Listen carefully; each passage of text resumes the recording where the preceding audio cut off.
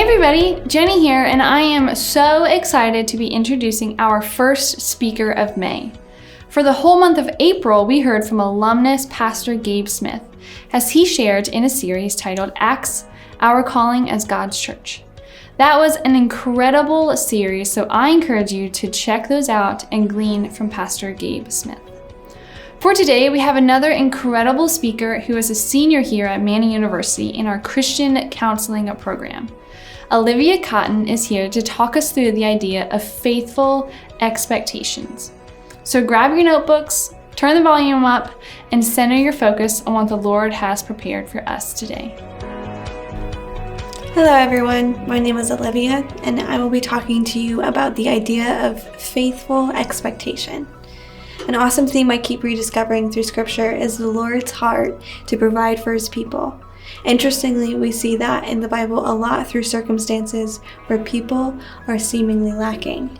A classic story I wanted to use to emphasize this point is the story of the Lord providing the daily manna to the Israelites.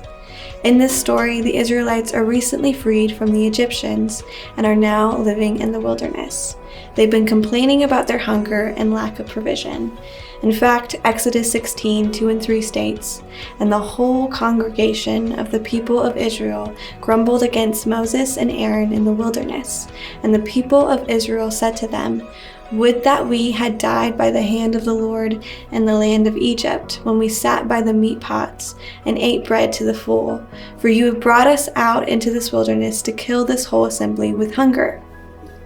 The Israelites, who were just freed from slavery to the Egyptians through absolutely insane miracles, are complaining about not having food.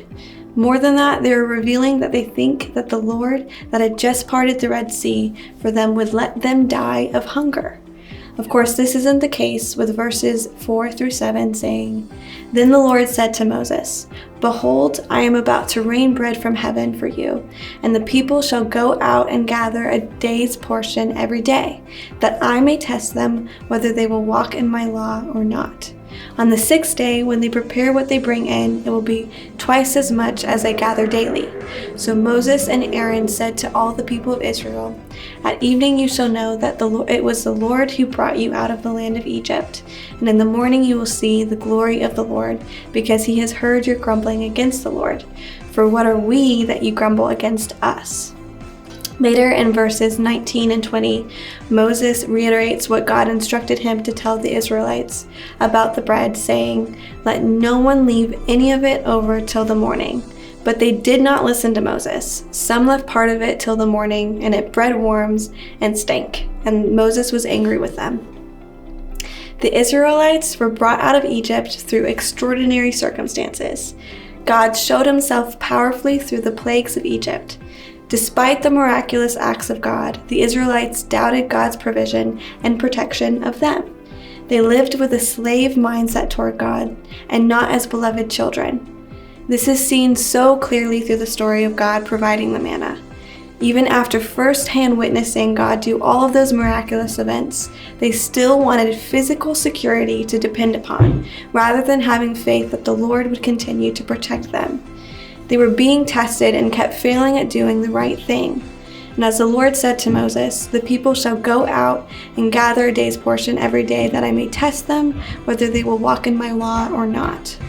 Although it can be assumed that the Lord was testing them on their character, the Lord was testing them to see if they understood his character, not to gain perspective on theirs. Of course, it's easy to think that the Israelites were straight dumb to live in that perspective. But as I've previously mentioned, the problem with the Israelites is that they were living out of a slave mindset instead of as a son or a daughter. As children, many of us did not have to worry about whether or not our parents would provide us with food. It was an unsaid expectation we had of them to meet for us. That is the Lord's heart for us. We can expect the Lord to provide. We can expect good things from him. Matthew 7:11 writes, "If you then, who are evil, know how to give good gifts to your children, how much more will your Father who is in heaven give good things to those who ask him?" Remember, trust in the Lord with all of your heart and lean not on your own understanding. In all of your ways acknowledge him, and he will make your path straight. When struggling to trust, or when you feel and expecting good things from the Lord, go to scripture. and it's filled with promises from the Lord you can stand upon.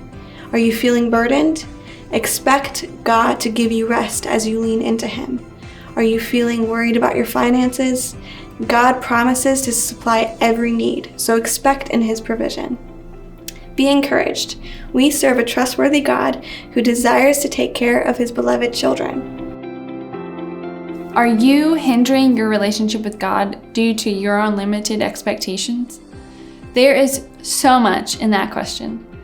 Now, God is not dependent on us in any way. His power is not subject to our understanding or our expectations.